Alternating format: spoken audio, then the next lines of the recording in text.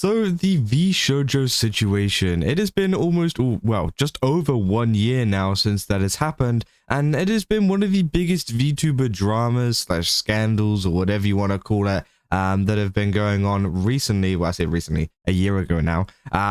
And lots of VTubers have been reflecting on it, some not so much, but obviously KSon recently actually came out with a video talking about how things are going since the start of the whole VShojo, debacle, right? And, how she's doing, and what has kind of happened since then. Because I feel like KSon has been the only one to kind of publicly, I guess, talk about what has been going on and to kind of publicly say, what she's been doing and what they've been finding out and all of the kind of things. Because obviously, for example, Ironmouse, one of the biggest catalysts within this, who obviously made that video calling them out and, saying that she was no longer going to be with them and stuff like that.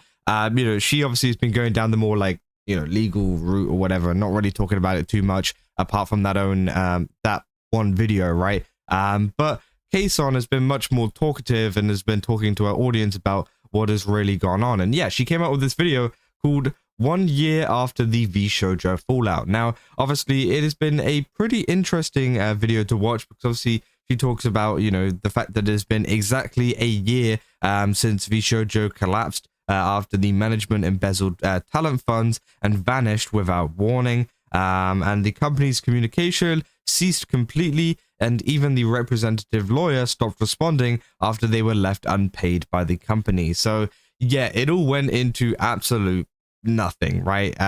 From this new thing that was like supposed to be the next exciting kind of Western VTuber agency that, did things a little bit differently to now just a pile of poo, essentially. There's like nothing left, right? And yeah, obviously everybody saw all of this news and left very, very quickly, right? But obviously she goes on to talk about the fact that, she has been actually operating alongside her personal manager, who was with her before the VShojo stuff and has remained with her afterwards. So it seems like her and her manager have gone through quite a bit, right, with the whole VShojo stuff, but it seems that they stuck together, which I think is good. And she says that although the incident has left her temporarily distrustful of people and agencies, many sponsors and companies have actually offered her direct work, allowing her to maintain a stable and active schedule. So yeah, this situation hasn't necessarily tarnished any kind of plan that she had of, kind of collaborating with things, because obviously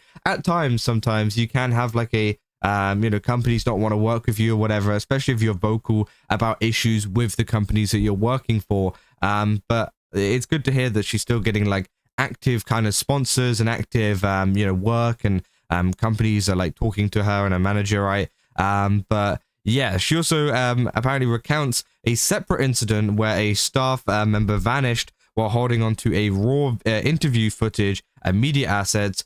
Fortunately, the client company covered the costs and compensated her, which yeah, is a little bit odd.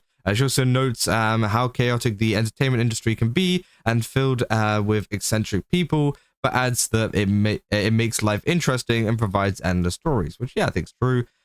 She also shares the fact that there's been a single best outcome from the VShojo breakdown was the fact that she retained full ownership of her IP. And allowing her to continue streaming under her identity, which obviously, yeah, is probably one of the best things that could kind of come from the situation, is the fact that all of the VTuber talent got to keep their IP, right? So they could continue on as their normal selves, and, obviously everybody could keep their VTuber model, keep the same name, keep literally everything. So none of that was affected, and they wouldn't have to like start up again and build up a following, which is obviously one of the biggest issues for many VTubers, right?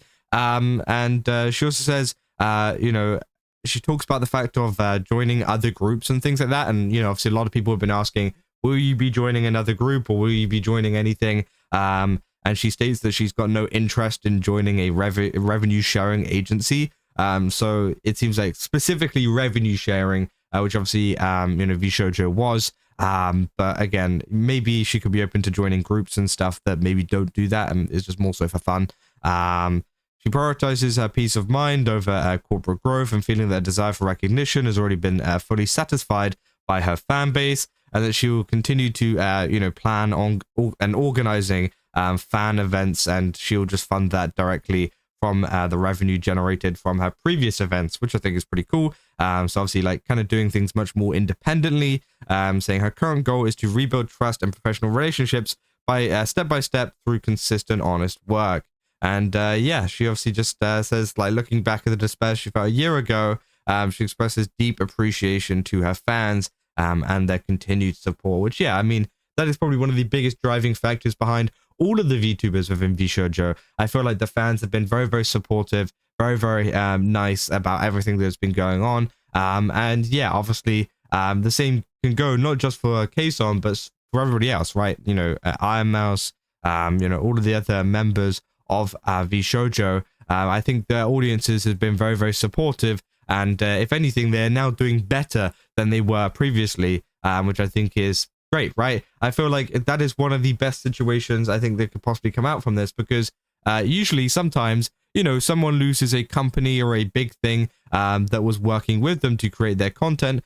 The content might, you know, kind of drop off a bit, and maybe they will lose viewerships, or maybe people don't care as much, right? But with VShojo, it seems like the company didn't really add much to their content at all, so their content didn't really change, right? The viewership didn't change because nothing had really changed, right? In the sense that they didn't really help out with their videos or their streams or whatever, apart from, you know, obviously, like, obvious stuff like events and things like that. But, you know, apart from that, it seems like they've gone on quite fine, right? There's been no, like, dip in viewership or anything like that. That usually comes with being like an agency or something like that. It has been completely stable. If anything, they are doing better, right? Than like average. So again, that's absolutely insane. And of course, with, you know, a lot of them, they've also been setting up a lot of events for themselves too, which has been great to see. So they are actually actively managing events for themselves too, which proves that you don't necessarily need a VShojo to do that, and you don't need a company to do that, right?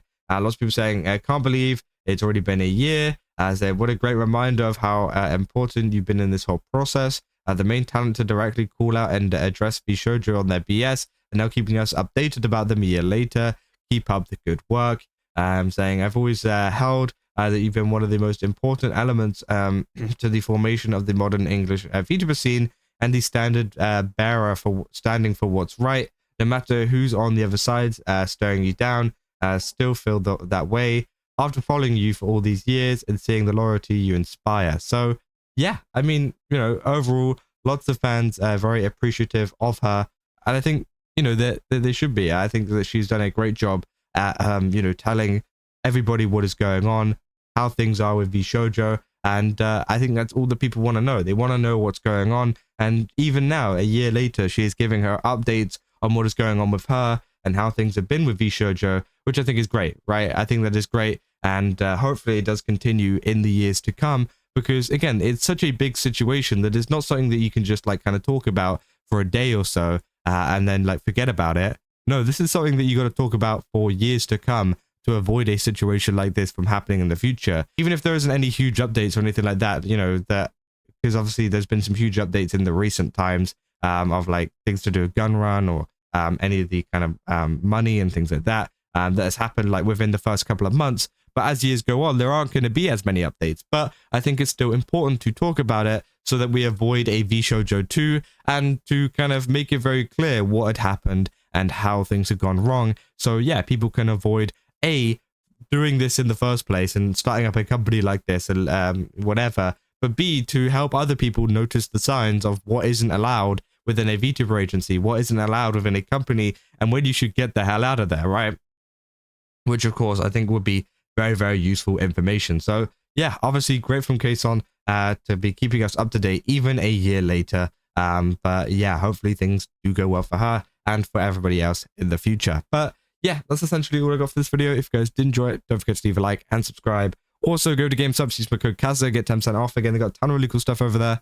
Definitely recommend checking it out. And yeah, I'll see you guys in the next one. That's all. So yeah.